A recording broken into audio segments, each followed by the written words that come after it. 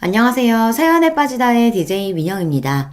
오늘 사연자는 이제 좀 마음 잡고 착하게 좀 살아보려고 했더니만 재수없는 동서들이 사람을 물로 보고 조롱하길래 제대로 참교육을 해줬다는데요. 과연 어떤 사연인지 들어보겠습니다. 오늘도 두 가지 사연 준비되어 있어요. 끝까지 함께 해주실 거죠? 그럼 오늘의 사연도 바로 시작해 볼게요. 구독과 좋아요 잊지 말고 꾹 눌러주세요. 안녕하세요. 저는 30대 초반 유부녀입니다. 저는 결혼한 지 얼마 되지 않는 새댁이에요. 사실 어릴 때부터 운동만 해온 저는 워낙 왈가닥이라는 소리만 듣고 자라서 학창시절 내내 남자한테 인기가 별로 없었어요. 초등학교 때부터 중학교 때까지 육상을 했고 고등학교는 검도랑 유도를 했어요. 워낙 성격도 갈갈하고 여성스럽지 않아서 고등학교 때는 여자친구들보다 남자친구들이 훨씬 더 많았습니다. 그러다 집안에 큰일이 좀 있어서 제가 방황을 좀 했었어요. 고등학교 2학년 때 어머니가 교통사고로 갑작스레 돌아가셨거든요. 상대방 차량이 졸음운전을 해서 사고가 났어요. 정말 갑작스러운 사고였기 때문에 가족 모두가 오랫동안 충격에서 벗어나지 못했습니다. 특히 집안의 막내였던 제가 상태가 심각했습니다. 저는 한동안 학교에도 가지 못할 정도로 마음을 잡지 못하고 우울하게 지냈어요.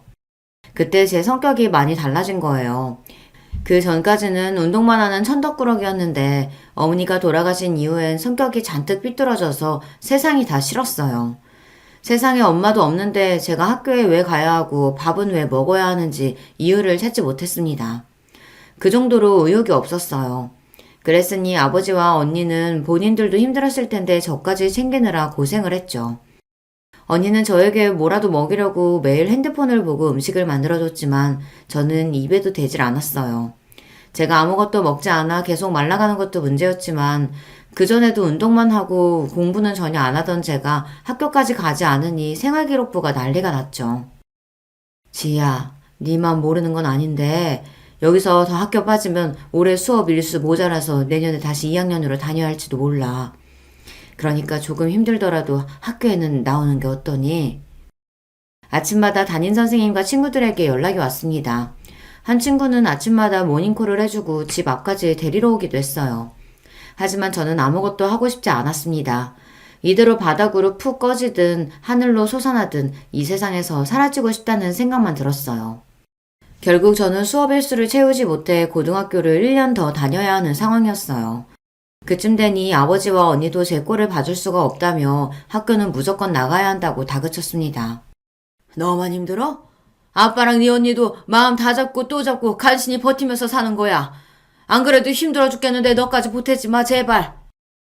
그 전까지는 제가 무슨 짓을 해도 다 괜찮다고 받아주기만 하시던 아버지가 결국은 폭발을 하신 거죠. 아버지는 제발 학교에 가라고 제 손을 끌어당기면서 펑펑 눈물을 쏟았습니다. 저는 아버지가 그렇게 우는 모습을 처음 봤어요. 어머니가 돌아가셨을 때도 눈물을 애써 훔치며 꾹꾹 참으시던 아버지였는데 저를 와라 껴안으며 울부짖었어요. 지희야, 아빠도 너무 화가 나고 억울해. 하지만 제발 엄마가 원하는 건 이런 게 아니라는 거 너도 알잖아. 제발 정신 좀 차려. 아버지의 떨리는 어깨와 제 손등으로 떨어지는 아버지의 눈물이 제 가슴을 아프게 만들었습니다. 저는 아버지의 떨리는 어깨를 꼭 안아드렸어요. 그날 이후 간신히 정신을 차린 저는 학교에 갔습니다. 저보다 1살 어린 친구들과 학교에 다닌다는 게 쉬운 일은 아니었지만 그래도 아버지와 언니를 생각하며 성실하게 다녔어요. 다른 친구들보다 1년 늦게 고등학교를 졸업한 저는 대학을 진학하지 않고 1년간 배낭여행을 떠났습니다. 주변 친구들은 모두 저를 이해하지 못했어요. 고등학교도 남들보다 1년 더 다녀서 이미 20살인데 대학도 진학하지 않고 배낭여행을 다녀오면 그때는 어떻게 살 거냐고 걱정을 했죠. 하지만 저는 그런 걱정은 하지 않았습니다. 인생이라는 게 절대 계획대로 되지 않는다는 걸 저는 이미 뼈저리게 체감한 후였기에 남들처럼 뻔하게 살고 싶지 않았어요. 1년간의 배낭여행을 다녀온 저는 대학에 진학하지 않고 무작정 닥치는 대로 아르바이트를 했습니다. 배낭여행을 하는 동안 돈이 부족하면 아르바이트를 해서 충당했거든요. 언어가 미숙하고 경험이 없어도 그냥 없는 대로 닥치는 대로 다 했어요. 한국에 돌아와서도 저는 아무 계획 없이 제가 하고 싶은 대로 하면서 살았습니다. 그러다 보니 예기치 않은 사건, 사고도 많았어요. 식당에서 설거지 아르바이트를 할 때는 사장이 아주 고약한 사람이었는데 자꾸만 알바비를 안 줘서 결국은 식당에 있는 그릇을 다 깨부수고 나온 적도 있어요. 옷가게에서 아르바이트를 할 때는 상습적으로 환불하러 오는 손님과 머리끄댕이를 잡고 싸운 적도 있습니다. 사회 경험을 쌓겠다고 닥치는 대로 일을 했지만 사회 경험이 쌓이기는커녕 싸움 실력만 더 늘었죠. 그래도 제 경험이 다 쓸모없는 건 아닌 게 아르바이트를 하다가 남편을 만났어요. 제가 새벽에 대학병원 약제과에서 아르바이트를 한 적이 있습니다. 간단한 포장 업무였는데 거기서 남편이 약사로 일하고 있었거든요. 남편은 저보다 10살이 많아요. 처음엔 그냥 아저씨라고 생각해서 편하게 지냈는데 매일 만나다 보니 사람이 다정하고 자상한 게 너무 좋은 사람이더라고요. 거기다가 남편도 여행을 좋아해서 이야기를 나누다 보면 시간 가는 줄 모르고 대화를 했습니다. 저는 살면서 이렇게 말이 잘 통하는 사람은 처음 만나봤어요. 그러다 서로 가까워져서 연애도 하고 결혼 이야기까지 나왔어요. 제가 워낙 평범하게 살아온 사람은 아니다 보니 결혼을 한다고 했을 때 주변에서 다들 놀랐어요. 특히 저희 아버지가 가장 놀라셨죠. 남 다 가는 대학도 안 가고 취직도 안 하고 살길래 결혼은 당연히 물 건너갔구나 했는데 아이고 약사 사위를 데려오다니 나 원참 신기하네. 난 지희 네가 나보다 시집 먼저 갈 거라고는 생각도 못했다. 제부 우리 꼴통 데려가줘서 너무 고마워요. 다른 부모님들은 10살 많은 남친을 결혼하겠다고 데려오면 반대하기도 한다는데 저희 아버지랑 언니는 두 팔 벌려 환영했습니다. 오히려 저처럼 대책 없는 애랑 결혼을 해줘서 고맙다고 했어요. 남친이 나이가 많아서 결혼이 급한데 동생들이 먼저 장가가서 자기만 노총각이라고 빨리 하자고 하더라고. 그때까지는 제가 철이 없어도 너무 없었습니다. 남편이 저보다 나이가 많다 보니 결혼을 서둘렀어요. 남편한테 남동생이 둘이나 있었는데 둘 다 의사라 의대 다닐 때 진짜 결혼해서 조카도 있다고 하더라고요. 그래서 집안에서 다들 본인을 노총각 취급한답니다. 아무것도 모르는 저는 그냥 좋아하는 사람하고 같이 사는 게 결혼이라고 너무 쉽게 생각했어요. 그래서 노총각 남친을 구제해주는 셈 치고 결혼을 하기로 했습니다. 그런데 제가 결혼을 너무 만만하게 생각했나 봐요. 남편과 같이 사는 건 너무 좋지만 생각하지 못한 부분들이 있었어요. 바로 시댁 식구들입니다. 저희 시댁은 제가 생각했던 것과는 너무 달랐어요. 지금만 생각하면 제가 너무 순진했던 것 같아요. 남편도 약사인데다가 아래 동생들과 동서들도 모두 다 의사라고 했을 때 진작 알았어야 했는데 제가 너무 뭘 몰랐던 거죠. 남편의 집안은 금수저 중 금수저, 다이아몬드 수저 정도 되는 집안이었습니다. 어떻게 보면 시부모님께서 저 같은 애를 며느리로 허락하신 게 신기할 따름이었죠. 시부모님은 두 분 다 교수세요. 시아버지는 경제학 교수시고 시어머니는 간호대 교수이십니다. 두 분 다 외국에서 공부를 하고 오신 분들이라 결혼을 늦게 하셔서 연세가 많으세요. 그러다 보니 시부모님들은 저를 보시면 마냥 귀엽다고 예뻐해 주셨어요. 우리 집 맏며느리가 제일 막내로 들어올 줄 누가 알았겠어? 20대라 그런가 아기가 따로 없네. 제가 만으로 27살에 시부모님께 인사드리고 28에 결혼을 했어요. 그렇게 이른 나이는 아닌데도 시동생들과 동서들보다 제가 나이가 어리다 보니 시부모님들은 저를 아기 취급하시더라고요. 아이 그러게. 그래도 집안에는 순서라는 게 있는 거니까 나이는 어려도 둘째랑 막내가 깍듯하게 형님이라고 불러라. 너희도 형수님이라고 부르고. 저와 남편이 나이 차이가 많이 나다 보니 공교롭게도 남편 형제들과 동서들은 모두 저보다 나이가 많았습니다.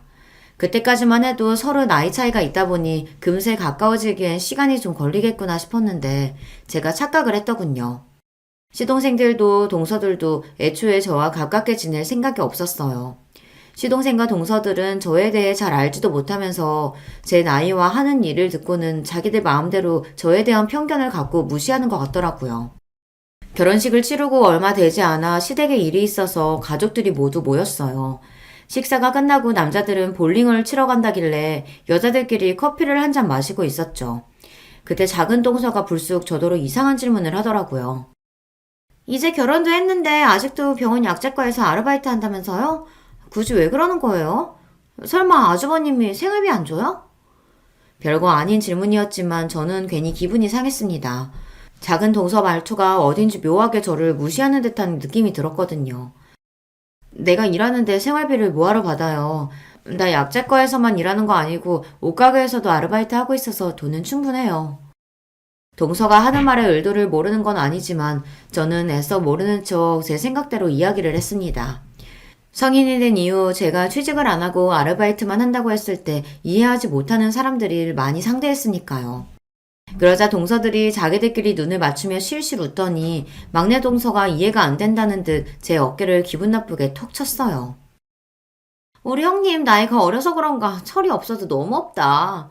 아주버님이 약재과 가장인데 아내가 같은 직장으로 아르바이트 나오면 아주버님이 뭐가 돼요. 사람들이 말은 안 해도 다들 뒤에서 쑥덕거리죠. 막내 동서랑 막내 시동생이 남편이랑 같은 대학병원에서 일해요. 그러다 보니 저와 남편이 연애할 때부터 막내 동서가 약자과에 저를 보러 온 적이 있습니다.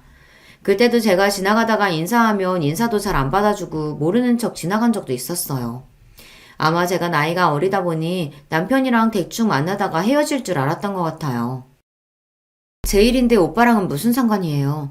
우리가 결혼했다고 제가 굳이 일을 그만둘 필요는 없죠. 어머, 고작 새벽에 나가서 아르바이트 하는 걸 가지고 일이라고 하니까 너무 웃긴다. 약재과에서 최저시급은 줘요? 아니면 나한테 말해요. 내가 위에다가 이야기해 줄 테니까. 설마 새벽에 나가서 일하는데 최저시급은 주겠지. 근데 요즘은 고졸이면 취직하기 많이 힘든가? 형님은 그래서 아르바이트 하는 거예요? 대학도 안 나오고 직업도 없이 30을 앞둔 상태에서 10살이나 많은 남자와 결혼한 제가 남들 보기엔 한심하다는 걸 저도 압니다. 하지만 이 모든 건 다 제 선택이었어요. 제가 책임지는 제 인생이니 제가 하고 싶은 대로 하고 사는 것 뿐입니다. 남에게 피해를 주는 것도 아니고 신세를 지는 것도 아닌데 제가 왜 동서들에게 이런 이야기를 들어야 하는 건지 오히려 제가 더 불쾌했죠. 뭐 고졸이 대졸보다 취직이 어렵긴 하겠죠. 근데 난 아직 취직하고 싶은 생각이 없어서 이력서도 안 넣어본 거라 잘 모르겠네요. 동서들과 저는 다릅니다. 서로 살아온 환경이나 방식도 다르고 가치관도 다르다 보니 이야기를 나눠봐야 서로 좋을 게 없는 관계잖아요. 그러다 보니 저는 더 이상 이야기하고 싶지 않았어요. 그런데 동서들은 뭐가 그렇게 재미있는지 제가 무슨 말만 하면 실실 웃었어요. 그것도 아주 기분 나쁘게 말이죠. 와, 형님, 자신감이 대단하네요. 하긴, 그래서 취집에 성공한 건가?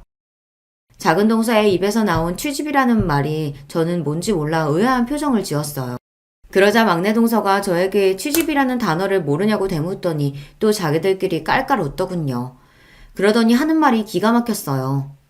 취업 대신 시집이라는 말인데 우리 젊은 형님은 그런 말도 모르셨구나? 하긴 사회생활을 안 해봤으니 잘 모를 수도 있겠다.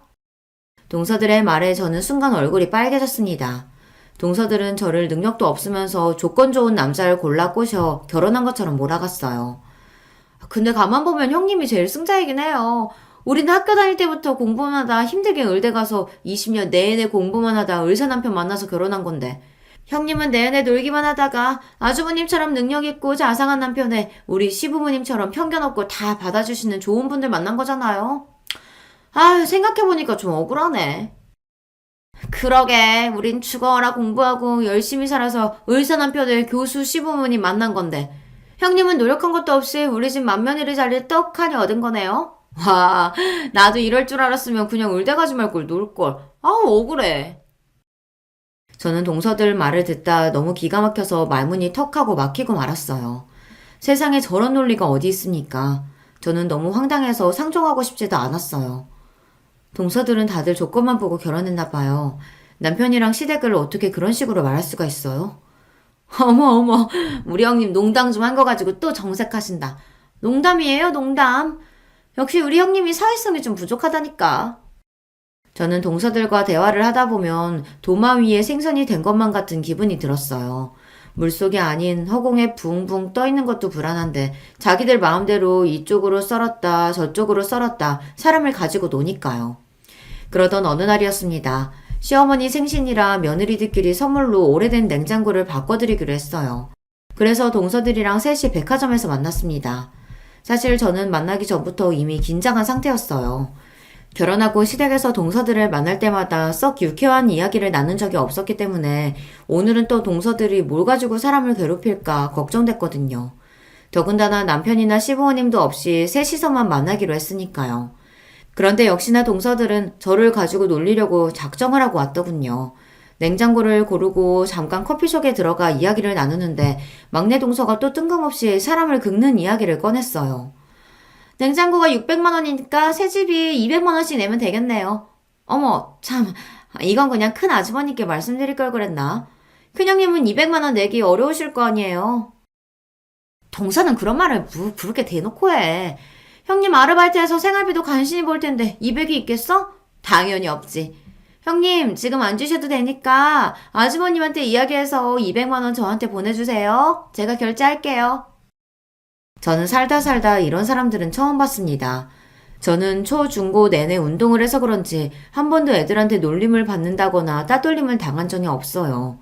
가끔 남자애들이 놀려서 제가 발차기만 한 번 하면 다들 놀라서 그때부터는 일절 안 놀렸거든요. 물론 학교에 여자애들끼리도 서로 험담하고 괴롭히는 애들이 종종 있긴 했지만 그때는 어릴 때잖아요. 동서들은 마흔이 된 나이에 의사시긴 하는 사람들이 고작 이제 가서른이 넘은 저에게 왜 이렇게까지 하는 건지 이유를 알 수 없었습니다. 단순히 본인들은 열심히 공부하고 의사돼서 이런 좋은 시댁을 만난 건데 저는 아무것도 한 거라고는 없이 좋은 시댁을 만나 편하게 누리고 사는 것 같으니 뭔가 억울하고 화가 나는 걸까 싶기까지 하더라고요.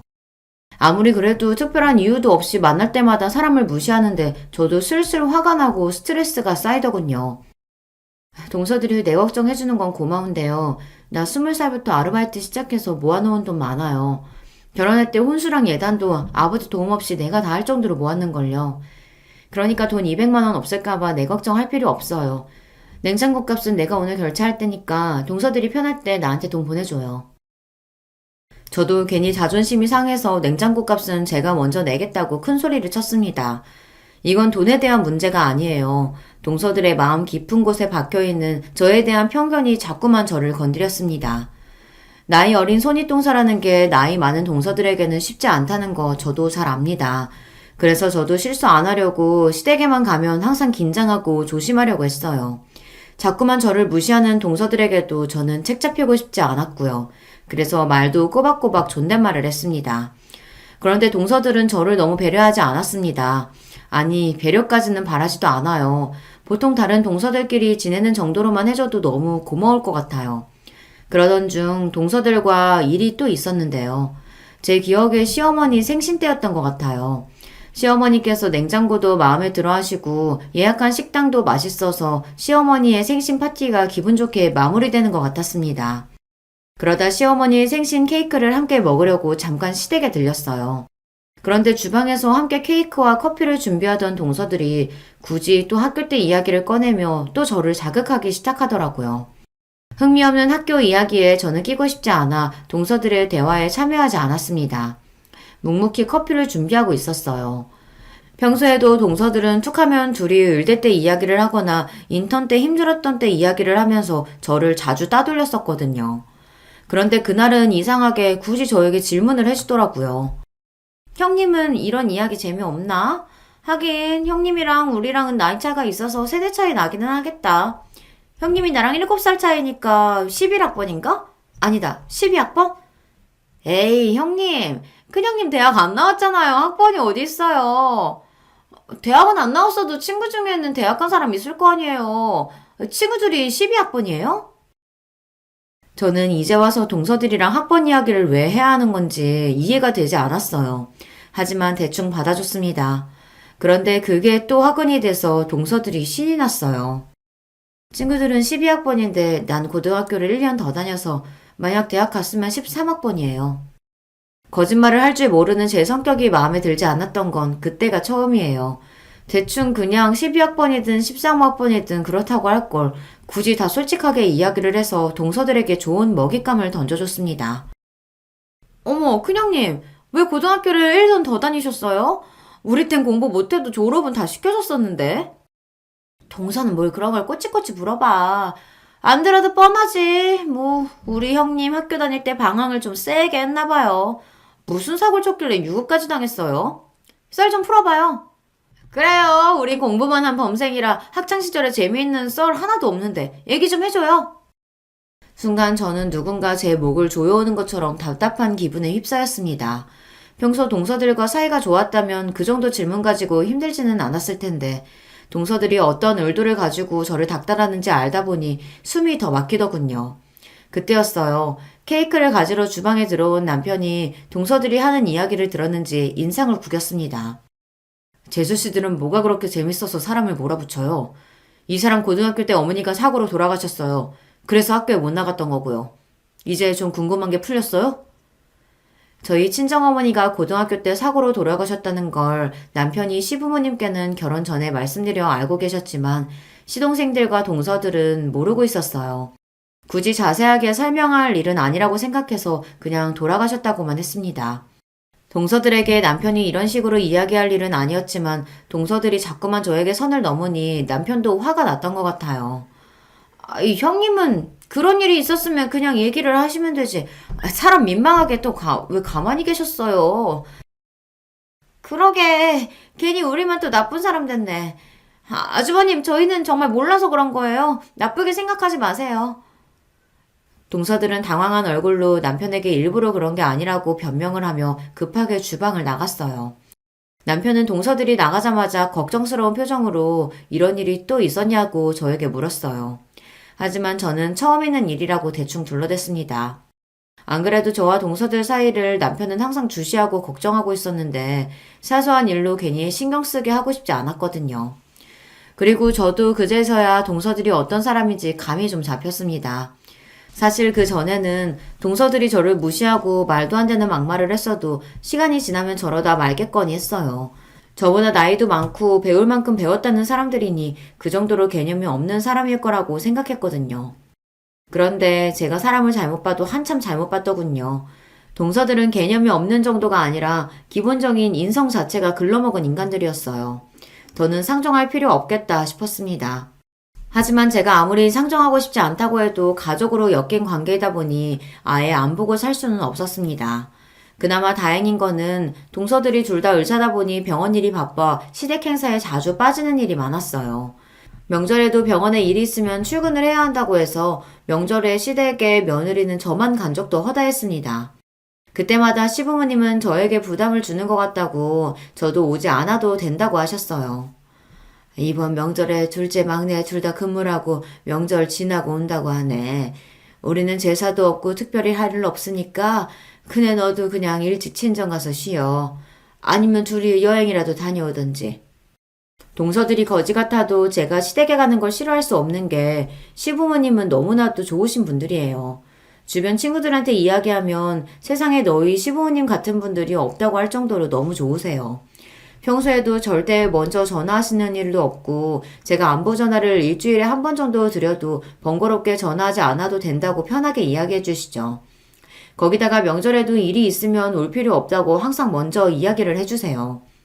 더군다나 저와 남편이 결혼하고 2, 3년 동안 아이를 갖지 않았는데도 한 번도 아이는 언제 가질 거냐는 식의 이야기를 꺼내신 적도 없습니다. 오히려 동서들이 쓸데없는 참견을 하기는 했지만요. 큰형님은 결혼한 지 꽤 된 것 같은데 왜 애를 안 가져요? 한 살이라도 어릴 때 가져야지. 나이 먹어서 키우려고 하면 너무 힘들어요. 혹시 우리 아주버님이 나이가 많아서 영 안 생기는 건가? 동서들은 둘 다 결혼하자마자 애를 낳아서 조카들이 벌써 다들 초등학교 고학년이에요. 동서들은 둘 다 일이 바쁘다 보니 친정에서 애들을 다 봐주시는 것 같더라고요. 요즘은 여자가 젊어도 안 생기는 경우가 많던데 어차피 낳을 생각 있는 거면 하루라도 빨리 병원에 가봐요. 아주버님 나이도 있는데 더 늦어지면 못 낳을걸요?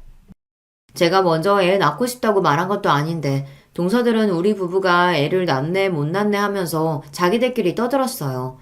참 저에게 관심이 많았습니다. 우리는 연애할 때부터 아이는 생기면 낳고 안 생기면 그냥 둘이 재밌게 살자고 이야기했던 거라 굳이 걱정 안 해요. 남편도 저도 둘 다 결혼했다고 꼭 아이를 가져야 한다고 생각하는 편은 아니라서 아이 문제는 구체적으로 생각해 본 적이 없었어요. 형님은 참 눈치도 없다. 그 말을 믿어요? 남자들 100이면 100, 다들 애가 있든 없든 상관없다고 말해요.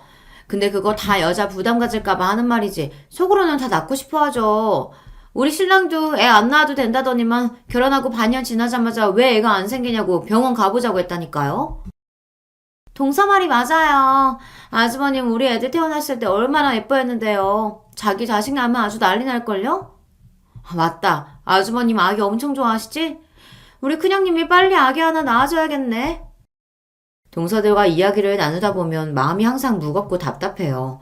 듣다 제가 알아서 하겠다고 한마디 하려던 참이었는데 저희 이야기를 들으셨는지 시어머니께서 나서서 제 편을 들어주셨습니다.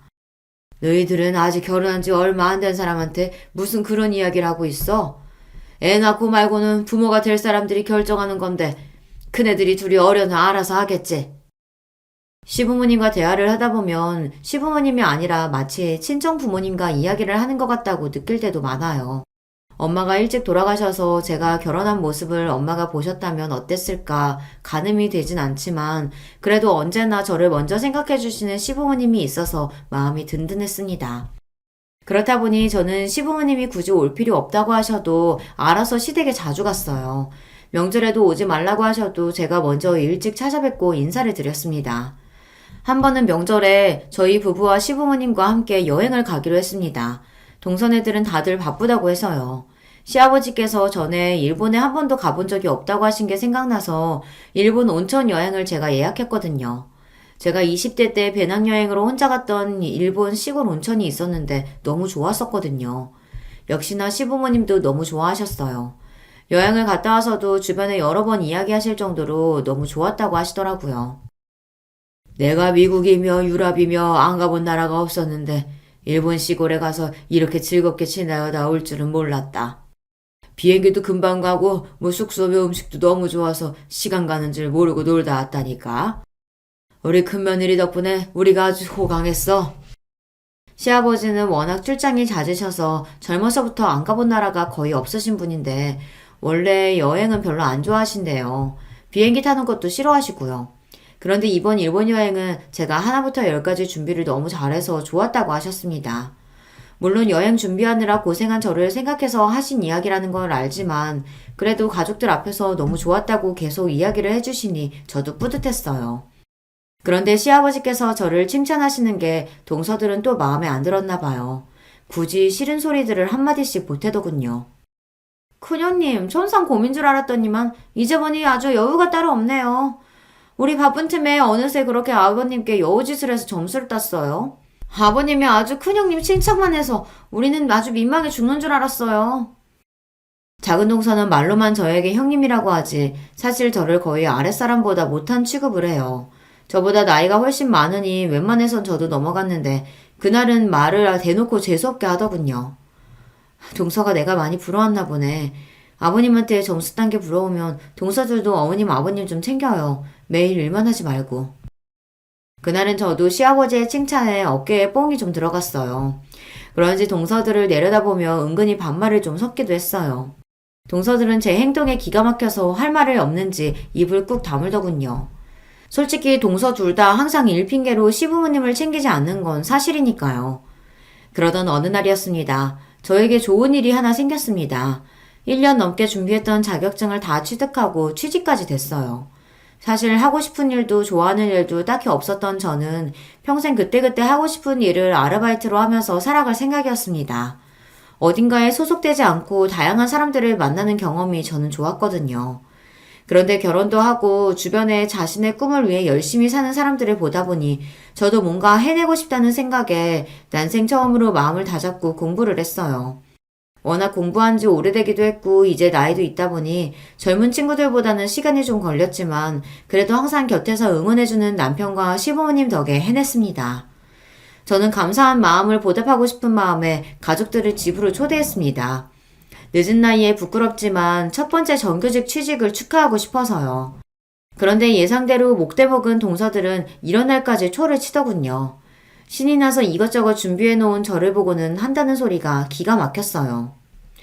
아이고 우리 형님 무슨 대단한 일 하셨다고 이렇게 요란하게 준비를 했어요? 뭐 취직이라고 해봤자 아르바이트랑 별반 차이 없지 않아요? 그거 연봉 3천은 받아요. 그거 가지고 무슨 파티까지 해요. 누가 보면 의사 면허라도 딴 줄 알겠네. 그러게요. 나이 30 넘어서 간호조무사 자격증 하나 따서 고장 요양병원에 취직했으면서 그걸 가지고 파티까지 해요? 아휴 나 같았으면 너무 민망할 것 같은데. 형님, 지금이라도 제가 우리 병원에 자리 알아봐드려요? 요양병원 할머니, 할아버지들만 득실돼서 그 돈 받고 일하기 빡셀 텐데. 동서들은 제 걱정을 한다는 명분으로 신이 나서 비아냥거렸습니다. 평소 같으면 들을 가치도 없다 싶어서 대꾸도 안 했을 텐데 그날은 어쩐지 속이 많이 상하더라고요. 저는 갑자기 울컥하는 마음이 들어 그 자리를 피해버렸습니다. 이러다가 동서들 앞에서 주책맞게 눈물을 쏟을 것 같아서요. 화장실로 급하게 들어가려던 그때 집에 도착하신 시아버지와 정면으로 딱 마주쳤어요. 눈에 눈물이 가득 고인 저를 발견한 시아버지께서는 놀라서 어쩔 줄 몰라 하셨습니다. 그네야, 너 무슨 일이야? 이 좋은 날 갑자기 왜 울고 그래? 시아버지의 다정한 목소리에 저는 순간 이성을 잃고 말았어요. 저는 결국 참지 못하고 시아버지 앞에서 눈물을 쏟아내고 말았습니다. 아버님, 그게 사실은요, 동서들이. 시아버지에게 일러바칠 생각은 아니었는데 이미 한 번 터진 울음은 멈출 생각을 하지 않았습니다. 저는 어린아이처럼 눈물을 펑펑 쏟으며 시아버지에게 하소연했어요.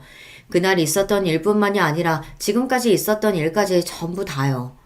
평소에도 동서들이 고졸에 제대로 된 직업도 한번 가져본 적 없는 저를 무시하고 가족으로 생각하지도 않았지만 오늘은 동서들의 행동에 너무 화가 나서 도저히 참을 수가 없었거든요. 다른 날도 아니고 저에게 좋은 일이 있어서 기쁜 마음으로 초대한 건데 동서들이 너무 무례했어요. 생각 같아서는 동서들의 머리끄댕이라도 잡고 본때를 보여주고 싶었지만 기분 좋은 날 분위기를 망치고 싶지 않아 꾹 참다 보니 저도 모르게 시아버지 앞에서 눈물이 터져버렸습니다. 시아버지는 제 등을 연신 토닥여 주시더니 그만 울라고 하셨습니다. 제 이야기를 끝까지 들은 시아버지는 순식간에 표정이 차갑게 변해버렸어요. 그러고는 생각지도 못한 일이 벌어졌습니다. 그네, 네가 잘못한 것도 없는데 울긴 왜 울어? 안 되겠다. 내가 이것들을 아주 혼쭐을 내줘야지.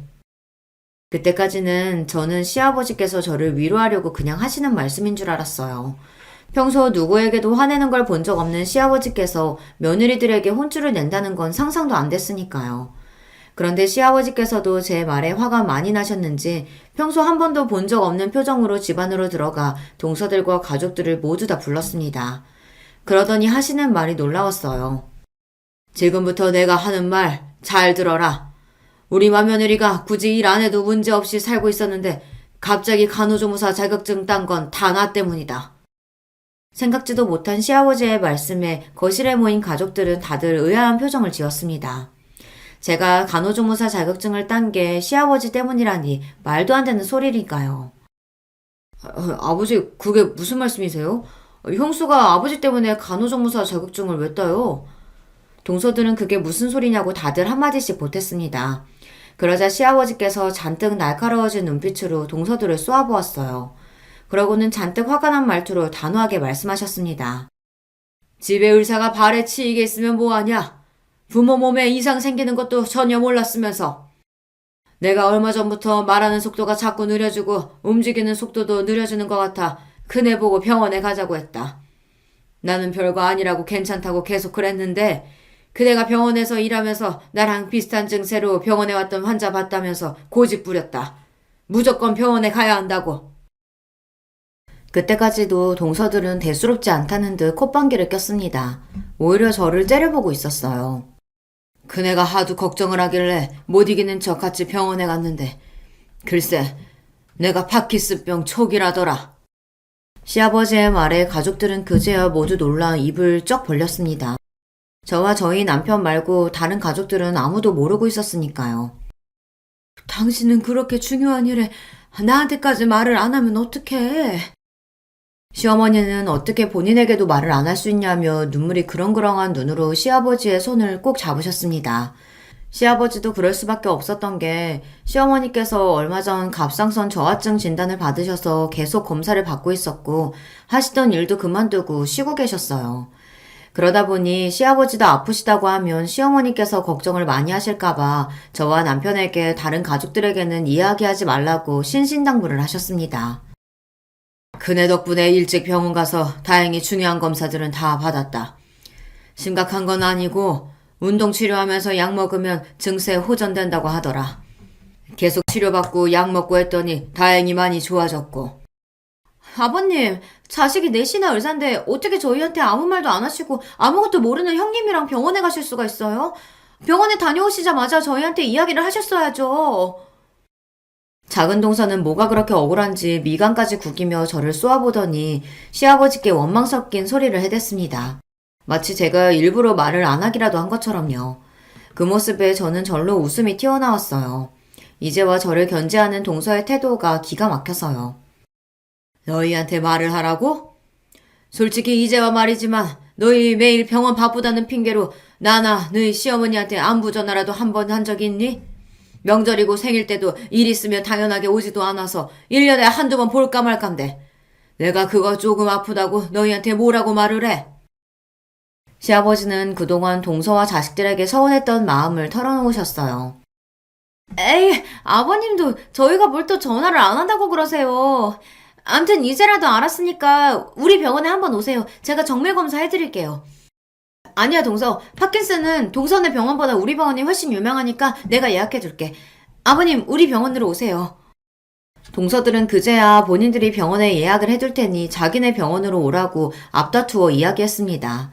그러자 시아버지께서 피곤하다던 듯 고개를 저었어요. 너희만 의사니?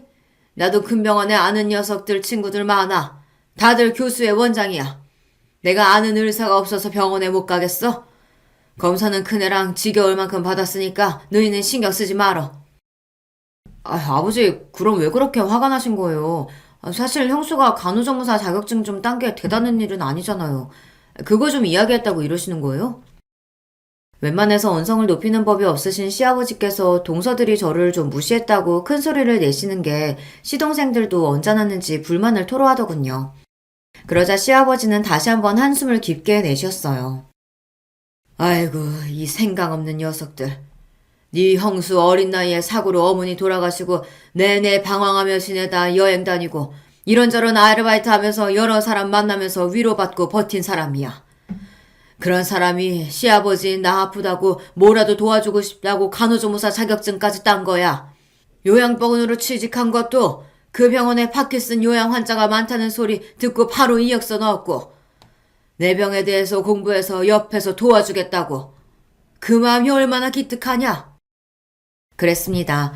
사실 공부에 공짜도 모르는 제가 갑자기 간호조무사 공부를 시작한 건 시아버지께서 파킨슨병 초기라는 것을 알게 된 뒤였습니다.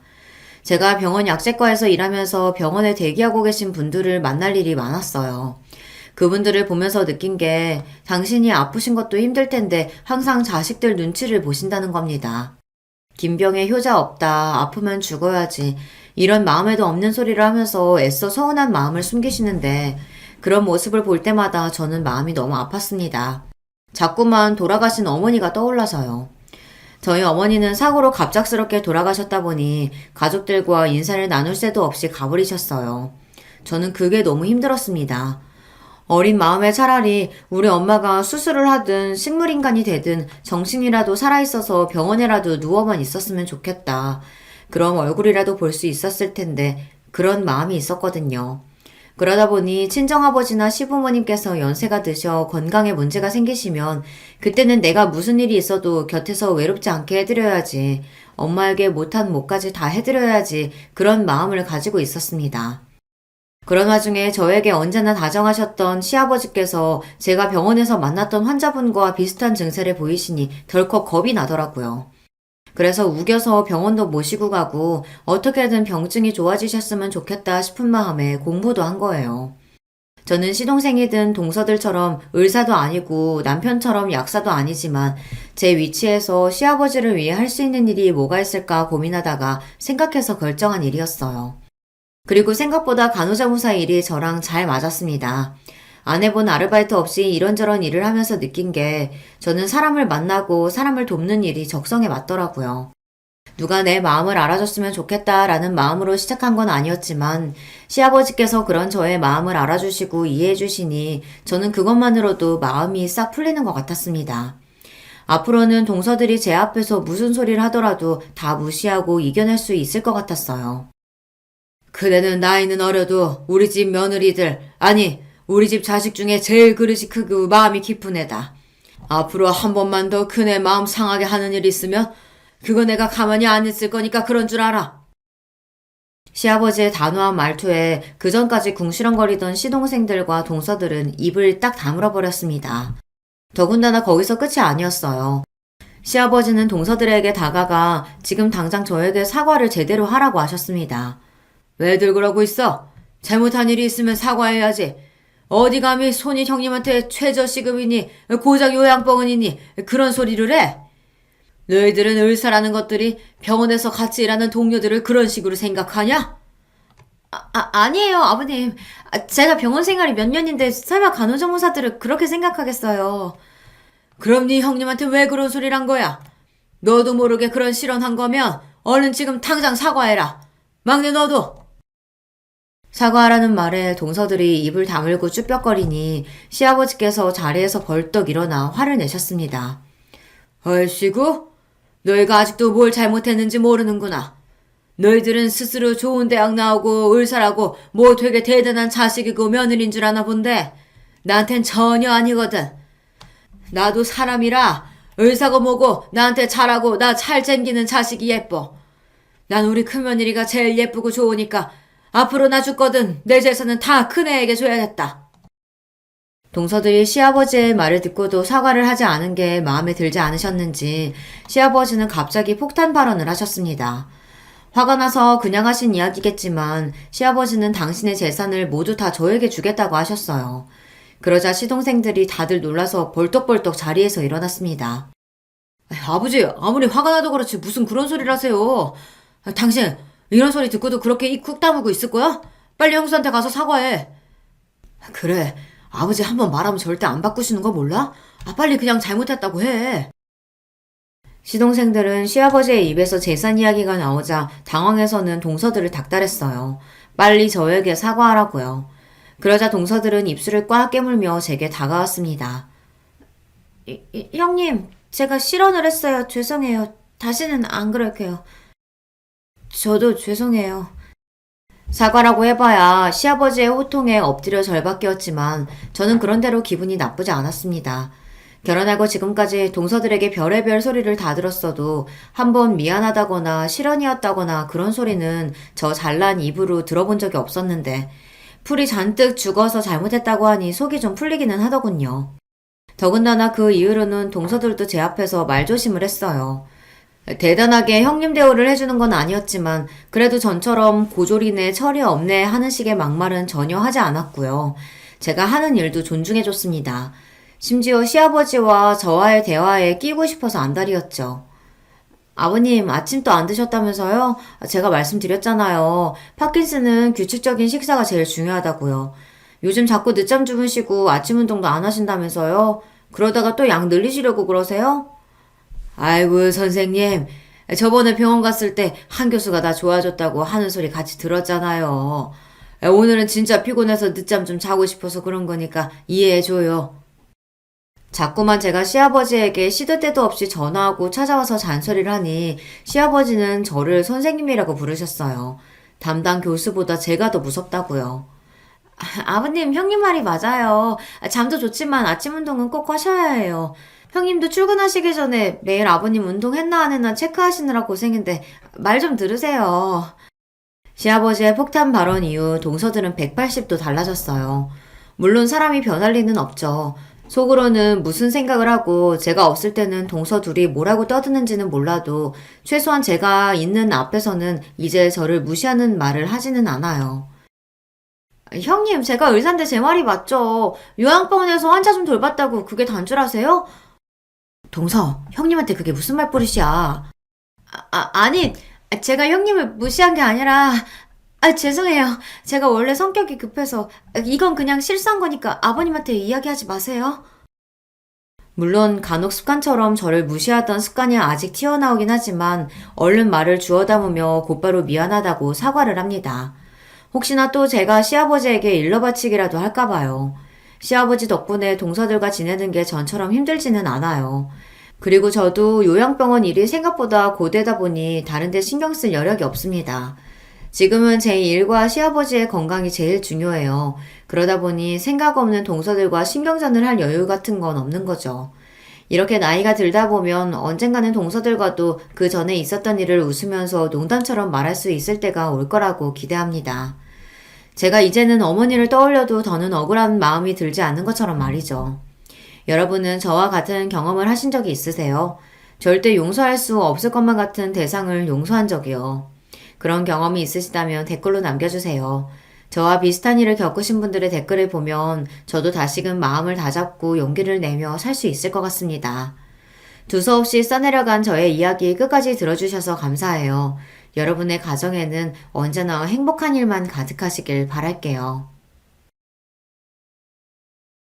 안녕하세요. 저는 30 중반의 여성입니다. 날도 더운 김에 제가 겪었던 아주 황당한 이야기 하나를 여러분하고 나눠보고 싶어서 사연을 보내봐요. 저는 결혼했지만 전업주부는 아니고요. 나름 열심히 일하고 경력에 욕심이 있는 잘 나가는 아줌마입니다. 비록 결혼하고 유부녀가 되었어도 최소한의 휴직만 빼고는 계속 일을 하고 있어요. 현재는 변호사로 법조계에서 일을 하고 있습니다. 결혼은 20대 후반에 했어요. 남편은 동갑의 같은 업계 사람이었고요. 사람이 참 순하면서도 착해서 좋아했어요. 사실 제가 이렇게 말하면 많은 분들이 안 믿고는 하는데요. 왜냐하면 남편이 꽤 잘생기고 키도 커서 대부분의 사람들이 제가 남편 얼굴을 보고 좋아했을 거라고 생각하더라고요. 뭐 잘생긴 외모가 분명히 플러스가 된 부분은 있었죠. 하지만 그게 다는 아니라는 거를 잘 알았기 때문에 그저 잘생기기만 했다면 결혼까지 하지는 않았을 겁니다. 저도 나름대로 잘 사는 부모님이 있고 저 자신도 꽤 괜찮은 능력을 가진 아가씨였으니까요. 남편도 사실 제가 그렇게 자신감 넘치는 부분을 좋아했다고 하더라고요. 남편의 집도 괜찮게 사는 집이었어요. 저희 집은 부모님이 두 분 다 의사셨고 병원이 있었는데 남편네는 시아버님이 기업 쪽 좀 높은 분이셨죠. 그렇다고 뭐 장급이거나 그 정도는 아니셨고 승진을 쭉 하셔서 나름대로 임원 자리에는 오르신 분이었어요. 그런데 공기업이 메이저 공기업은 아니고 또 하위직에서 승진하셨던 터라 그렇게 소위 말하는 끝발이나 인맥이 좋은 타입의 임원은 아니셨던 거죠. 겉으로 보기에는 와 대단하다 하지만 실제로는 그냥 떨어지는 일 처리하기 바쁘셨던 직원에 가까운 임원이셨어요. 이걸 제가 왜 정확하게 아냐 하면 그 기업 일을 맡아서 해드렸던 로펌이 저희 회사였거든요. 이래저래 법정 소송 같은 게 걸려 있어서 그거 해결해 드리려고 거래를 했는데 당시에는 남편하고 사귀는 사이도 아니었고요. 그런데 자세히 회사 사정을 알고 나니까 시아버지가 그런 분이시더군요. 그때 일 처리가 잘 되어서 좋은 관계로 끝났고 로펌 차원에서는 쭉 계약도 이어졌지만 저는 이직하느라고 거길 나왔고요. 그런데 그 이후에 이직한 곳에서 남편을 만나게 된 거였고요.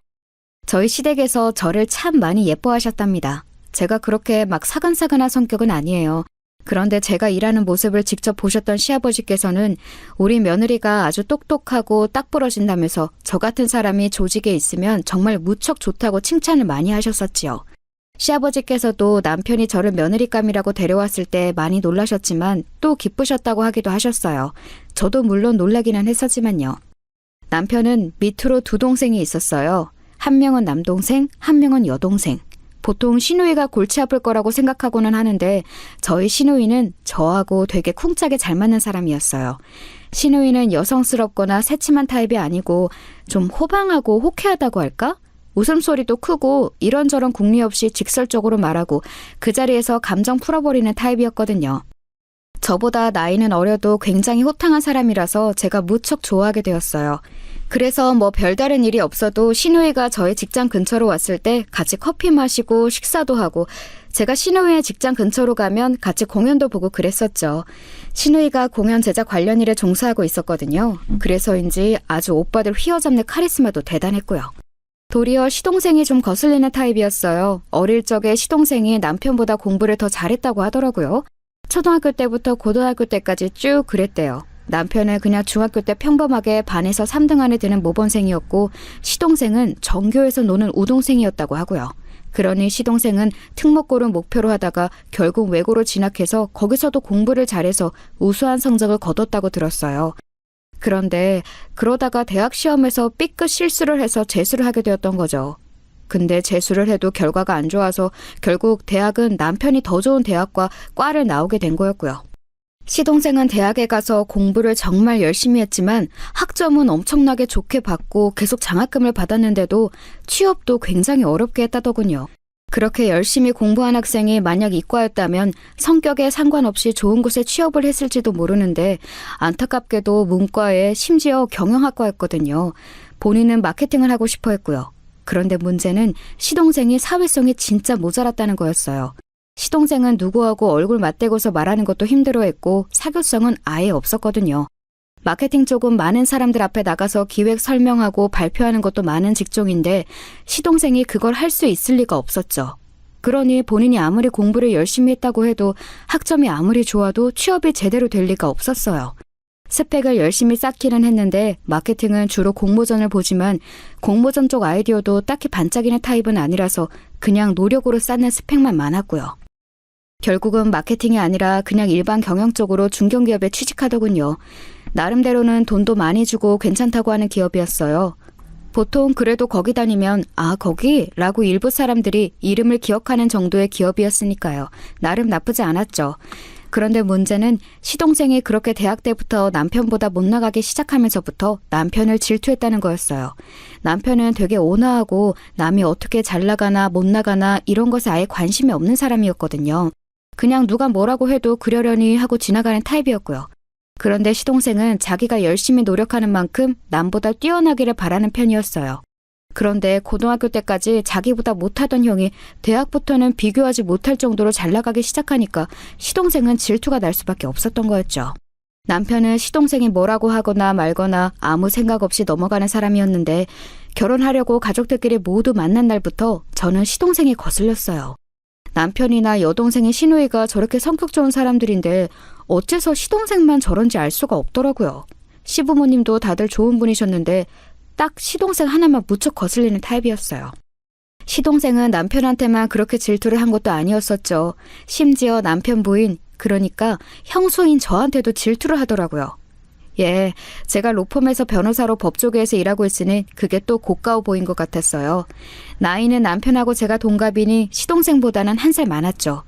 비슷한 나이에 저나 남편이나 훨씬 잘 나간다고 여겼는지 저한테도 아주 날카롭게 반응할 때가 많았어요. 제가 시부모님하고 저희 회사 이야기를 하고 있으면 인공지능으로 가장 먼저 일자리가 없어질 업종이 법조계라고 하면서 다른 직종으로 이직 알아봐야 하는 거 아니냐고 비웃을 때도 있었고 법조계라고 해도 뭐 판사처럼 변호사가 영향력을 미치는 건 아니냐고 할 때도 있었고 그랬어요. 말로 시동생 혼내는 건 솔직히 저한테 일도 아니긴 했죠. 그런데 대부분 시동생을 만나는 자리가 시부모님하고 같이 있는 자리였고 굳이 어른들 계신 곳에서 시동생하고 트러블 만들고 싶지는 않았어요. 시부모님도 못마땅했다며 들이받았겠지만 그것도 아니고 도리어 무척 좋은 분들이셨거든요. 며느리가 시부모님 인품이 좋다고 한다면 그건 틀림없이 좋은 거예요. 그 정도로 저희 시아버지하고 시어머니는 온화하고 다정한 분이셨거든요. 그래서 솔직히 저는 시동생이 결혼 못할 줄 알았어요. 처음 만난 사람하고 눈 마주치고 이야기도 제대로 못할 정도로 사회성이 떨어지는 남자가 심지어 외모도 별로였거든요. 남편은 키도 훤칠하고 사람이 번듯하고 의젓한 데가 있었는데 시동생은 아예 그런 면이 없는 사람이었어요. 왜소하고 마르고 키 작고 뭐 그런 건 상관없어요. 자기 관리 잘하는 사람들은 그마저도 자기 매력으로 승화시키는 남자들이 있으니까요. 그런데 그저 공부하고 뭐를 읽거나 보거나 하는 것에만 집착할 뿐이지 외모나 건강에 대한 자기 관리는 조금도 하지 않더라고요. 그렇다고 됨됨이가 온화하거나 반듯하기를 하나 그것도 아니고 운동은 전혀 하지 않아서 시간이 흐를수록 점점 더 거북목이 되어가는데 아랫배는 튀어나왔고요. 마른데도 아랫배가 나오는 체형이 그렇게 꼴보기 싫은 줄 그때 처음 알았어요. 그런데 저랑 남편이 결혼하고 나서 3년쯤 지났던 어느 날 시동생이 갑자기 결혼할 여자를 데리고 온다고 하더군요. 가족들이 다 같이 봤으면 좋겠다고 시동생이 요청했다기에 어쩐 일로 그런 생각을 다 했나 싶어서 남편하고 같이 바쁜 와중에도 시간을 냈어요. 시댁으로 와서 잠깐 차만 마시고 간다기에 그런가 보다 했죠. 시동생이 그 꼴에도 어떻게 신부감을 데려왔구나 우습기도 했고요. 와, 그런데 들어온 여자친구를 보니까 눈이 튀어나올 뻔했어요. 엄청나게 예쁜 미인이더라고요. 키는 거의 170 중반쯤 되는 것 같아서 심지어 시동생보다 한 4.5cm는 큰 것 같았고요. 구두 안 신고 맨발로 집안에 들어왔을 때 본 거니 거의 정확할 거예요. 게다가 거의 완벽하게 다듬어진 피부며 패션이며 보통 사람이 아니더군요. 제가 일하면서 일반인도 보고 연예인도 봤지만 분명히 연예계 쪽 관리를 받은 사람으로 보였어요. 그리고 충분히 그럴 만한 미모였죠. 눈은 크고 날씬하고 머리 길고 남자들이 거의 환장할 만한 외모더라고요. 시동생은 거의 그 여친한테 혼이 나간 것 같았어요. 제가 봐도 그러게 생기긴 했어요. 시동생은 예비동서에 비하면 정말 너무, 이런 말은 너무한지 모르겠지만 모자라 보였다고 해야 하나요? 예비동서 옆에는 잘생긴 배우가 서 있어야 할 것 같더라고요. 멋진 남배우 아니면 재벌 총수라든가 그 정도로 미인이었어요. 물론 예비동서 곁에 진짜 연예인 여배우가 서 있으면 또 어땠을지 모르겠는데 저희는 항상 연예인을 보는 게 아니잖아요. 일반인 기준으로 맞춰져 있는 눈에는 그 정도로 예뻐 보였던 거였죠. 그러니 시동생은 대체 어땠겠어요. 그리고 거기에 더해서 시동생이 어깨에 아주 힘이 잔뜩 들어간 게 보이더군요. 엄청난 미모의 아내감을 데려왔으니 거기에서부터 일단 저와 저희 남편한테 이겼다고 생각하는 게 눈에 보였어요. 솔직히 좀 웃기기는 했거든요. 아니 예비동서가 미인인 건 맞지만 그게 뭐라고 저희 부부한테 우월감을 느끼면서 웃으대는지 말이에요. 웃기잖아요. 이야기를 나누다 보니 예비동서는 미인대회 출신이더군요. 그렇다고 미스코리아급은 아니고 무슨 지방 쪽에도 미인대회가 있었나 봐요. 저는 그런 쪽에는 통 관심이 없어서 잘 몰랐는데 미스코리아가 아니어도 대단한 대회라면서 시동생이 거의 침을 튀겨가면서 열변을 토했어요. 미인대회 출신이건 아니건 이미 보이는 그대로 대단히 미인이던걸요.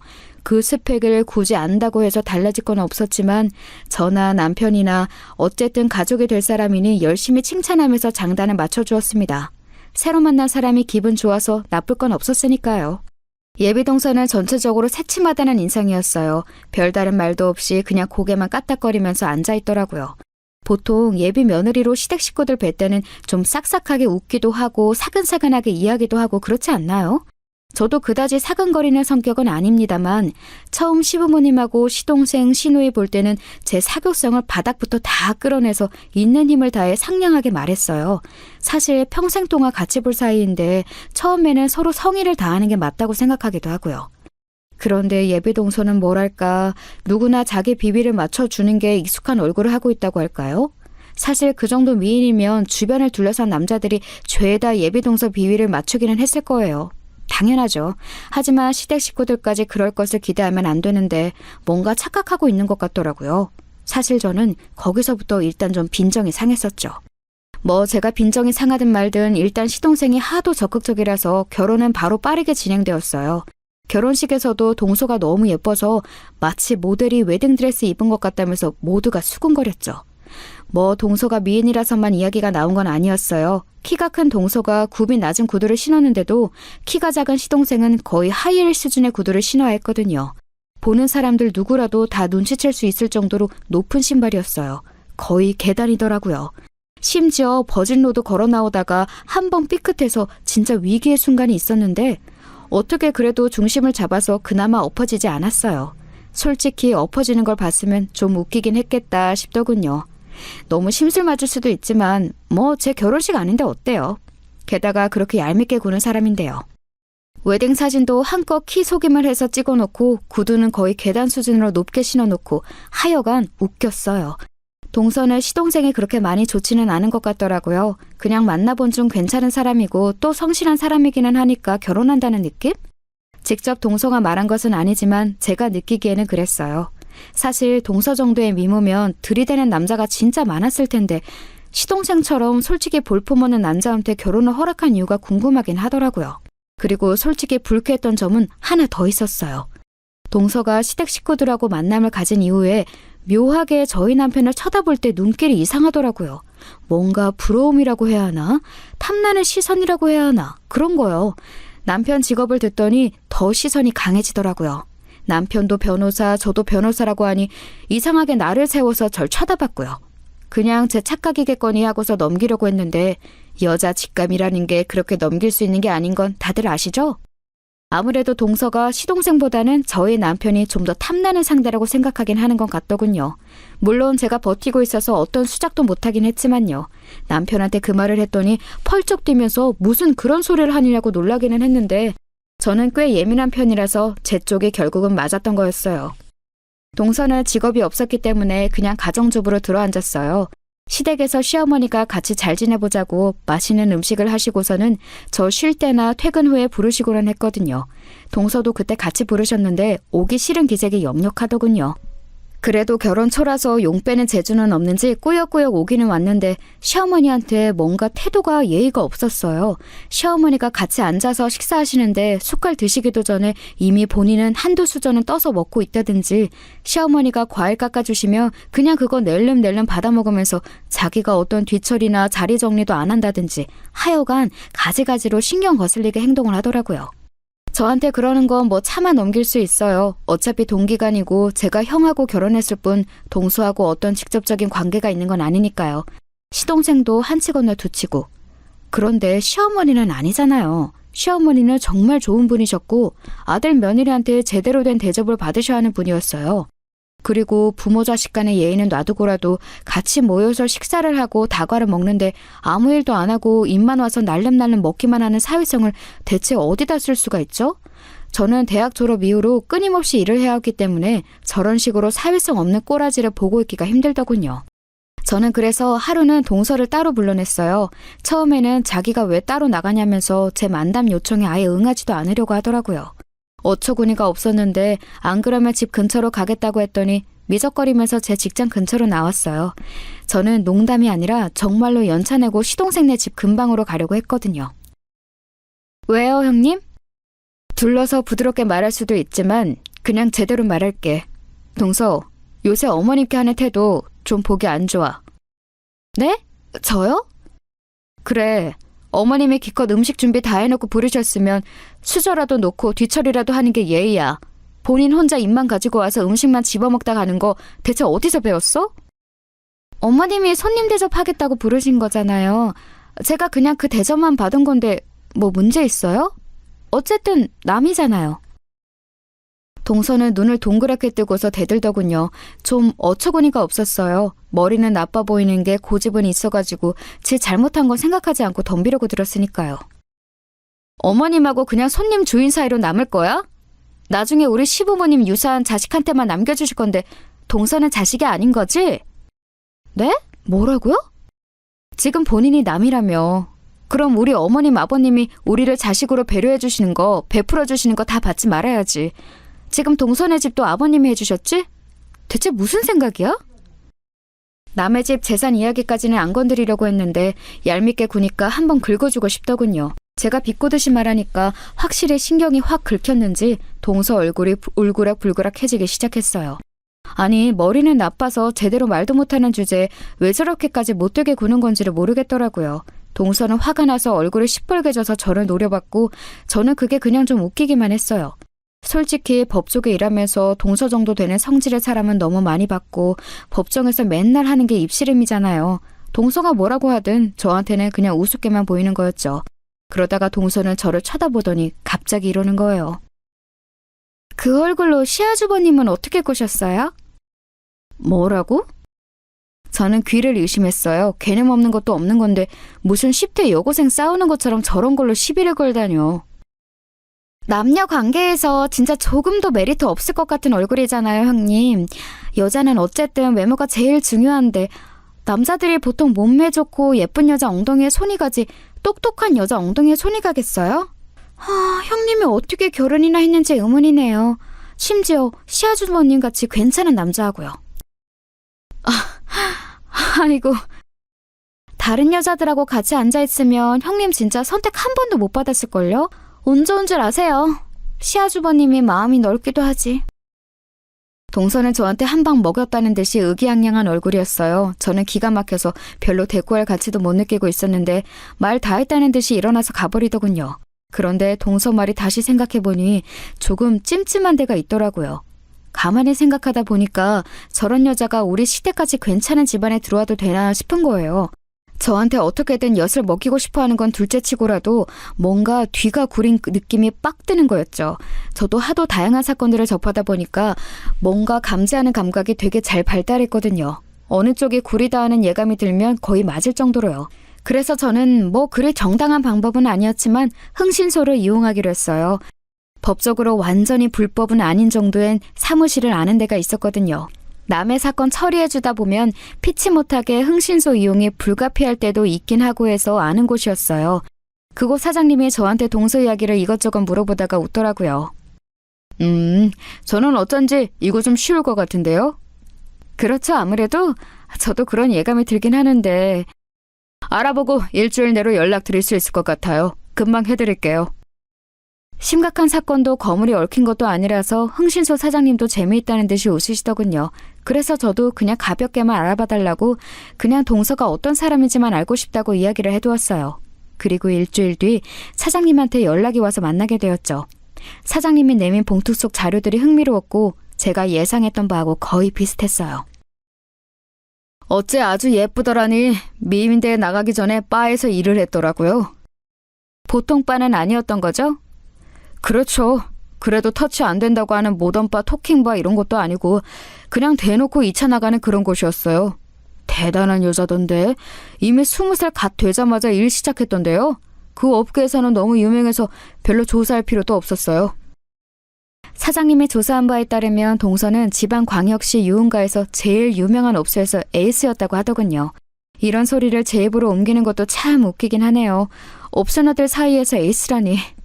아무튼 그래서 상당히 그 지방에서 유명한 여자였고 몸매도 좋고 미인이라서 미인대에 나가고 난 뒤에는 더 유명해졌다고 했어요.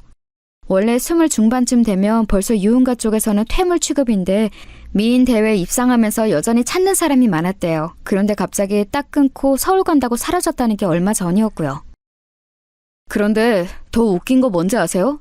중학교 졸업사진이 대단하더라고요. 어디 좀 봐요. 사장님이 추가로 꺼낸 어느 중학교 졸업 앨범이었는데 사장님이 동서가 몇 반 졸업생이었다고 이야기했는데도 한 30명 정도 되는 반학생 중에서 동서를 전혀 못 찾겠더라고요. 다들 순진하고 귀여웠지만 그렇게 눈에 띄게 예쁜 애는 전혀 없었어요. 사장님이 그중에 한 여학생을 짚으면서 웃었습니다. 이 친구예요. 하지만 이름이 다른데요? 얼굴도 너무 다른데? 얼굴 뜯어 고치고서 개명도 한 모양이더군요. 아, 세상에. 자세히 보니까 얼굴이 남아있긴 남아있었어요. 코가 눌려서 약간 돼지상이라고 하는 그런 얼굴이었는데 콧대 세우고 눈 찢고 쌍꺼풀하고 뭐 얼굴형도 뭔가 한 모양이던데 제가 수술로는 잘 알지를 못해서 정확히는 알 수가 없었어요. 사장님이 뭔가 더 한참 이야기를 해주었는데 알아듣지도 못했고요. 얼굴이 정말 대격변을 했더라고요. 아주 미세한 인상 외에는 남아있는 게 없었고 이름까지 바꿔버려서 진짜 같은 사람이라고는 상상하기가 힘들었어요. 저도 아마 사장님이 말해주지 않았다면 전혀 몰랐을 사진이었죠. 고등학교 시절에 벌써 수술 여러 번 한 모양이던데 개명은 20 되었을 때 했나 봐요. 그래서 고등학교 앨범에는 원래 이름에 예뻐진 얼굴이 남아있더군요. 이런 사람이 한둘이 아니긴 하지만 굉장히 극단적인 케이스예요. 와, 이러고서 저희 시동생 낚아가지고 팔자 피려고 한 거였군요. 네, 그리고 이게 진짜 좀 특이하고 욕해서 죄송하지만 미친년 같은 부분인데요. 고등학교 때 사귀던 전 남친이 나중에 호스티스 되고서도 물주 노릇을 했더라고요. 전 남친이 전 여친 몸 파는 거 보면서 돈 퍼부어준 거예요? 네, 일부러 아주 망하라고 작정하고 돈을 뜯어냈던 것 같습니다. 과정 보면 아주 미친년이에요. 사장님의 말에 따르면 동서는 호스티스 생활을 하면서 전 남친이 집착하는 동안 아주 효율적으로 돈을 빼먹었다고 하더군요. 술집에 나가는 전 여친을 보고 실망했던 전 남친을 꼬여내서 다른 남자하고 놀아나는 중에도 옆에서 지켜보게 하고 그러면서 또 입을 나불거려서 돈 없다며 돈 빌려달라고 해서 거액을 뜯어내고 그래서 제법 유복했던 전 남친 집이 휘청거릴 정도가 되어 결국 그 전 남친도 집에서 쫓겨났다고 했어요. 사장님이 그 전 남친 사진도 보여줬는데 어딘가 시동생하고 인상이 비슷한 게 어디 가서 호구 잡히기 딱 좋은 인상이더라고요. 그런데 그 말을 들으니 좀 걱정이 되더군요.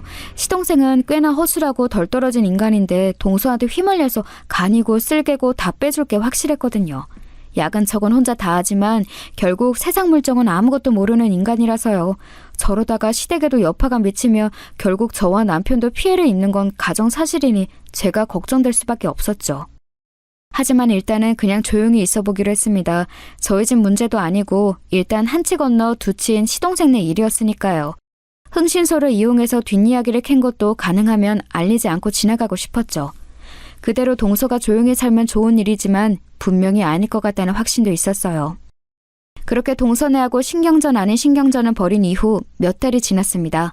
시부모님도 그 사이에 동서가 너무 건방지게 굴고 시동생이 그걸 편들어주느라고 말도 안 되는 소리 짓거리는 걸 너무 많이 보셔서 정이 많이 떨어지신 것 같더라고요. 원래 시부모님이 굉장히 다정하고 좋은 분들이셨는데 동서한테는 버티실 수가 없는 것 같았습니다. 사실 저는 그걸 옆에서 지켜보면서 과연 과거가 더러웠던 여자는 티가 나는구나 싶기도 했어요. 아무리 보통 일반 사람처럼 행동하려고 해도 싼 티가 나더라고요. TV를 같이 보다가 예쁜 여자가 좀 노출이 심한 옷을 입고 나온 걸 보면서는 남자 꼬시려고 저런 걸 입고 나왔다든가, 저 여자 연예인 진짜 얼굴 다 갈아엎었다든가, 심지어 가슴 성형 몇 천만 원 들여서 한 거 다 알고 있다든가 하는 소리를 끝도 없이 늘어놓더군요. 시어머니도 참 교양 있고 고상하신 분이라서 그런 말을 들으면 어떻게 반응해야 할지 모르겠는 얼굴이 되셨고, 시누이는 곧장 사자오라도 지르고 싶은 얼굴이었지만 애써 참는 게 눈에 보였어요. 그럴 때 제가 가만히 보다가 슬쩍 찔러보기도 했었죠. 동서 참 성형에 대해서 잘하네? 해봤나 봐? 네? 아니 형님, 무슨 말씀을 그렇게 하세요? 진짜 예의 없이. 어머, 아니면 아니라고 하면 되지 왜 화를 내? 이상한 사람이네. 동서는 화들짝 놀라면서 불같이 화를 내는데 저는 왜 그러는진 모르겠다는 것처럼 어깨를 으쓱거리면서 반응했죠. 솔직히 수가 빤히 보여서 재미있기는 하더라고요. 꼭 그런 이야기만 하고 나면 여자는 외모가 다라느니 성형이라도 해서 예쁜 게 낫다느니 자연인보다는 성형 미인이 훨씬 값이 많이 나간다느니 하는 이상한 소리를 하고는 했었어요. 시누이는 그런 말을 들으면서 가재미 눈은 떴지만 제가 은근슬쩍 말려서 간신히 참고는 했었죠. 만약 그냥 두었으면 어지간히 동서하고 시누이하고 싸웠을 거예요. 하지만 동서는 사실 싸울 가치가 없는 사람이었기 때문에 시누이한테도 굳이 말대꾸하지 말라고 제가 말렸었죠. 그런데 조용하게 지나갈 리가 없다는 제 예감이 사실이 된 날이 왔어요. 어느 날 시댁 식구들이 전부 모인 날이었는데 동서 얼굴하고 시동생 얼굴이 다 무척 어둡더라고요. 좀 둔한 편인 남편이 의아하다는 듯이 물을 정도였어요. 재수씨, 무슨 일 있어요? 별로 기분이 안 좋아 보이네. 말했다시피 동서는 희한할 정도로 저희 남편을 좋아했거든요. 남편이 그렇게 관심을 보이면서 묻자 동서는 금방 빵긋 웃으면서 고개를 도리질 치더군요. 아유, 아니에요. 별일 아닌데 그냥 좀 신경을 거슬리는 게 있어서. 왜요? 뭐 부부 사이래요? 무슨 일 있으면 나한테 일러요. 혼내줄게요. 남편은 허허 웃으면서 그렇게 말했고 동서는 무슨 생각을 하는지 눈을 굴리더라고요. 그러더니 갑자기, 정말 갑자기 얼굴을 일그러뜨리면서 금방이라도 울 듯한 표정을 했어요. 그건 아니고요. 요즘 좀 이상한 사람이 쫓아다녀서요. 이상한 사람? 형, 진짜 이상한 남자가 하나 붙었어. 스토커인가 봐. 시동생은 아주 불안하다는 듯한 말투로 신경질적으로 말했습니다. 동서는 이상하게 가련한 척, 연약한 척을 하면서 남편한테 몸을 기울이고서는 애교 섞인 말투를 털어놓았죠. 그게 저 예전에 알던 사람인 것 같긴 한데요. 자꾸만 집 앞에서 기다리고 있고 우편함에 이상한 물건을 넣어놓고 무서워 죽겠어요. 며칠 전에는 지하주차장에서 기다리고 있더라고요. 아니 정말이에요? 야, 너는 남편이 되어가지고 그거 하나 처리 못해주고 뭐하냐? 이 사람 좀 겁이 많아서 시아주버님이 좀 도와주세요. 변호사시잖아요. 동서는 애절한 말투로 말하면서 살짝 눈가를 닦더군요. 에휴, 눈물도 안 나더만.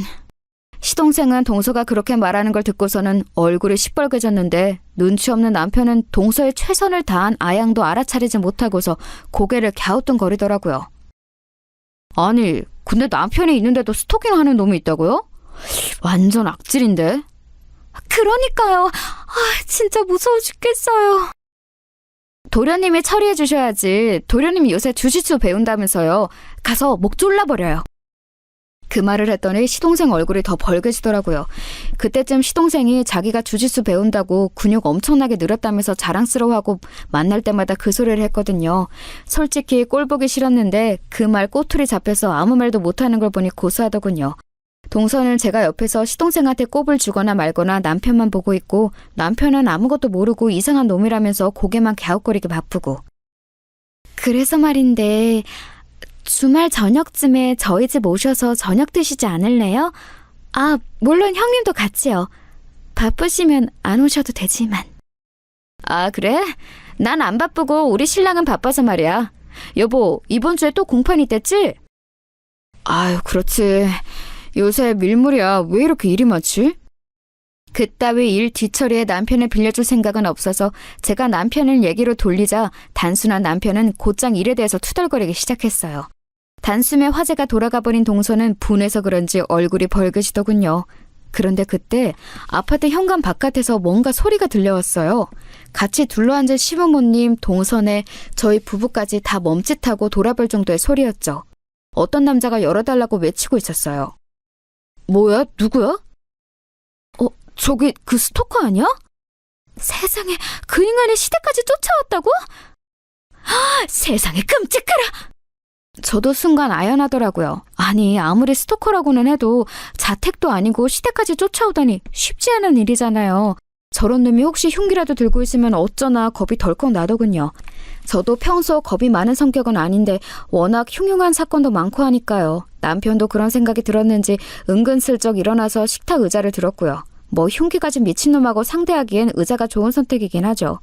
일단 다들 긴장한 채로 시동생이 일어나서 나가 문을 열었어요. 그런데 거기 정말로 남자가 한 명 서 있었는데 제가 봤던 얼굴이더라고요. 그 흥신소 사장님이 보여줬던 사진 속 남자, 동서의 전 남친이자 전 손님이었던 그 남자요. 재미 좋아? 나 버리고 재미 좋냐고. 왜 이러시는 거예요? 저 남자 전 몰라요. 모르는 남자인데 저러는 거예요. 동서는 그렇게 말하면서 남편 뒤로 숨더라고요. 남편 셔츠 잡고 뒤에 착 붙어서 숨지만 않았어도 제가 참았을 텐데 그 꼬라지를 보니까 저 화상을 우리 시댁에서 치우지 않으면 제가 평생 속이 터지겠구나 그런 확신이 들었어요. 그리고 저는 저 여자를 치울 방법도 알고 있었죠. 너 내 여친이었잖아. 내가 너한테 돈을 얼마나 드렸는데. 어머나, 돈을 드려요? 그게 무슨 소리람? 남자는 척 보기에도 이미 눈이 시뻘개져서 제정신이 아니더라고요. 저 상태인 남자한테는 몇 마디씩만 던져서 등을 밀어주면 저절로 자살골을 넣게 되어 있었죠. 남자는 제가 있는 쪽으로 눈을 돌리더니 제가 말을 들어줄 것 같았는지 얼른 말했어요. 돈 정말 많이 드렸어요. 저 여자 사랑합니다. 무슨 꼴을 해도 사랑해요. 무슨 꼴이라니? 우리 동서가 어때서요? 결혼도 했는데? 결혼을 해도 술집에 나가도 사랑한다고요. 네? 술집요? 저는 놀란 척하면서 슬쩍 동서 쪽을 봤어요. 동서 얼굴이 곧 악귀처럼 변하더니 시뻘개져서 악을 쓰더라고요. 형님, 조용히 해요. 저 새끼 말 하나도 들을 거 없어요. 그냥 정신병자예요. 헛소리라고요. 동서, 그동안 당한 게 많았나 봐. 오래된 사이야?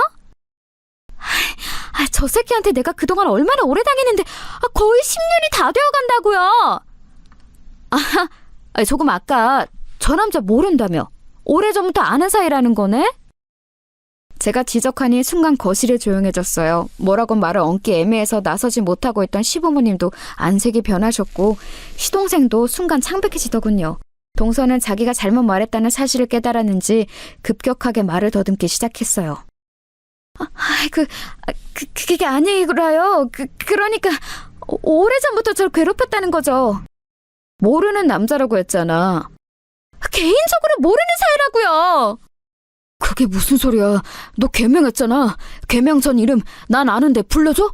너 고등학교 때 나랑 사귀고서 졸업한 후에는 술집 나갔잖아. 술집에서도 내가 제일 큰 손으로 너한테 고객이었는데 이런 식으로 나 버리고서 다른 남자 만나 결혼해도 돼? 남자는 울면서 소리를 질렀어요. 술집 다니면서 오입질하는 놈인데 나름대로 순정은 순정인진 모양이더라고요. 전 술집 호스티스와 그 고객님 사이의 다툼을 시댁 거실에서 보게 되는 상황이라니 너무 예상하지 못했던 터라 어처구니가 없었어요. 남편도 당황스러운지 저한테 조그만 목소리로 속삭이더라고요. 무슨 일인지 당신은 알겠어? 나야 누구보다 잘 알지. 나중에 이야기해줄게. 말 잘 듣는 남편은 알겠다면서 얌전히 고개를 끄덕였습니다. 그리고 뒤에서는 술집 이야기를 듣고 시어머니가 그대로 넘어가시더라고요. 시아버지가 급하게 잡아서 부축하셨는데 시동생이고 동서고 아무도 신경을 안 써서 저하고 남편이 같이 부축해서 방으로 모셔다 드렸어요. 물론 그 와중에도 너무 재미있는 바깥 상황에서 귀가 떨어지질 않았죠. 남편 역시도 시어머니를 걱정하면서도 한편으로는 동서와 그 남자 싸움에서 신경을 뗄 수 없는 게 느껴지더라고요. 이런 게 어디 있어. 내가 너하고 술 마시고 2차 나가려고 돈을 얼마나 썼는데 너 성형수술 하라고 돈도 내가 다 대줬잖아. 고등학교 때 만나서 그때 다 수술했잖아. 너 근데 어떻게 팔자 피겠다고 다른 남자를 만나서 여기서 이러고 있어? 좀 닥치라고! 네가 이런 식으로 하는데 내가 어떤 여자가 붙어있어, 이 쫌생아! 결국 성질이 나버린 동서가 빽소리를 지르는 게 들려왔어요. 오, 드디어 폭발하는구나 싶어서 저는 속으로 흥미진진해서 어쩔 줄을 몰랐죠. 원래도 동서가 자기 성질 못 이기고 말실수하는 경우가 참 많았는데 이번에도 자기 성격을 못 이기더라고요. 그 말에 드는 남편 눈이 커지면서 저한테 뭔가 말을 하려는데 저는 손가락을 입에 대고 조용히 하라고 했죠. 더 자세히 들어야 하니까요. 시아버지도 화는 나는데 이 상황 자체가 너무 어처구니가 없으신지 아무 말씀이 없으셨어요. 너 그렇게 술집에서 에이스로 일하는 동안 네 매출 내가 다 올려줬잖아. 내 덕분에 에이스였던 거면서. 이 멍청이가. 야, 네가 무슨 다 올려줘? 내 손님이 얼마나 많았는데.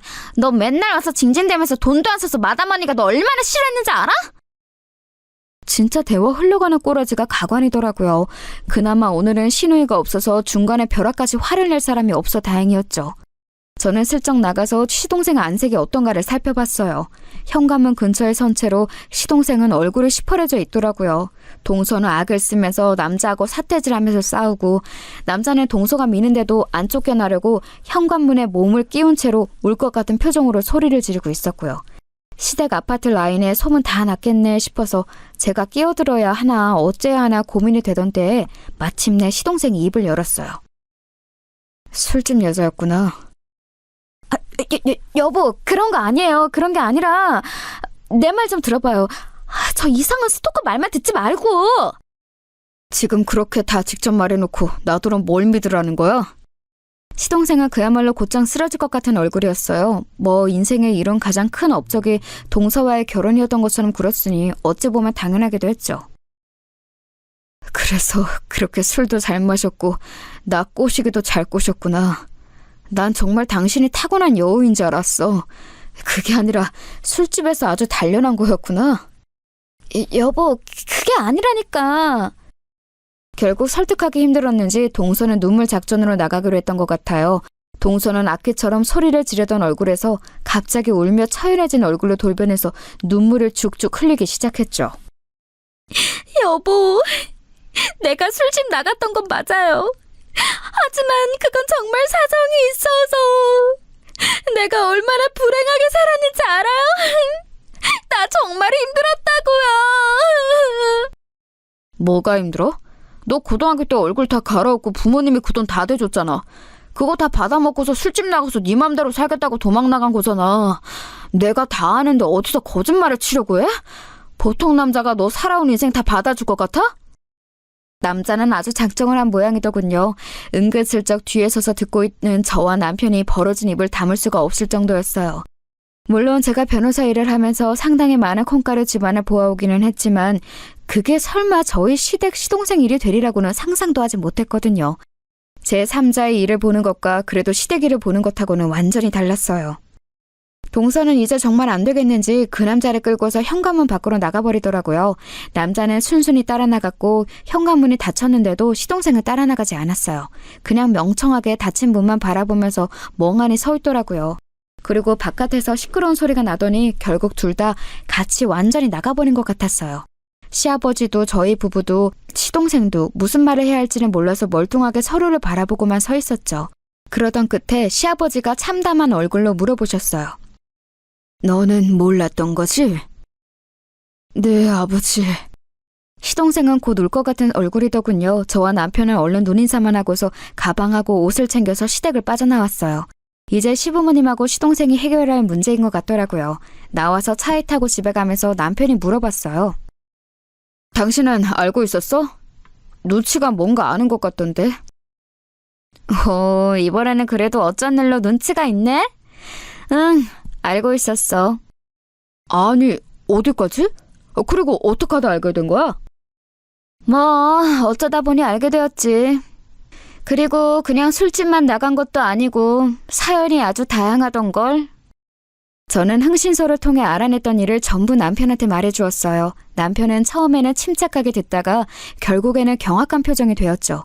뭐 얼굴 갈아엎고 개명하고 술집 여자 되었다가 미인 대회까지 나가서 팔자 고치려고 결혼한 사람이 재수씨라는데 누가 경악하지 않겠어요. 남편은 그야말로 놀란 얼굴이 되어서 한숨을 쉬었죠. 그놈 순진해가지고 아무것도 모르는 게 어쩌다가 그래도 결혼 상대는 잘 골라왔네 싶더니만 역시나. 뭐? 결혼 상대를 잘 고른 것 같았어? 사람 볼 줄 모르네. 그 정도면 괜찮지 뭐, 사근사근하고. 근데 그런 과거가 있으면 이제 완전히 이야기가 달라지지만. 하여간 남자들이란 여자가 좀 예쁘고 상냥하게 말하면 무조건 결혼 상대로 좋은 줄 알더라고요. 하긴 동서가 희한할 정도로 남편한테 좋은 말만 하기는 했었죠. 아마 술집에서 일하던 가락 같기는 했어요. 저는 남편도 시동생도 좀 한심하면서도 뭐 남자들이니 그러려니 해야지 싶었죠. 그 뒤는 뭐 뻔하죠. 다른 건 몰라도 술집에 나갔던 과거를 인정하는 남자가 어디 있겠어요.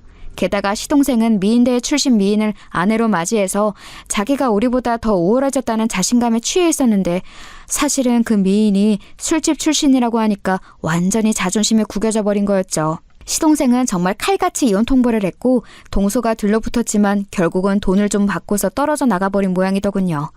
애초에 동서는 신분 세탁해서 팔자를 고쳐보려던 거였기 때문에 그냥 더러워도 돈 먹고 떨어지라는 식으로 위자료를 줘버렸더니 금방 협의 이혼에 동의했대요. 사실 동서가 과거를 속였으니 소송할 수도 있었지만 거기까지는 이야기해주지 않았어요. 제가 알 바가 아니니까요. 시부모님이 그 와중에 마음고생이 참 많으셨지만 그래도 협의 이혼으로 그리 시끄럽지 않게 끝나서 다행이었죠. 동서가 이혼하면서 끝까지 저한테 저주를 퍼부었다고 하긴 하더라고요. 그게 맨날 중간에서 회방을 놓았다고요. 못생긴 게 잘난 남편 만나서 사는 게 무슨 복인지 모르겠다고. 뭐 그렇게나 질투나고 부러우면 본인이 능력 있고 바르게 살았어야죠. 안 그런가요?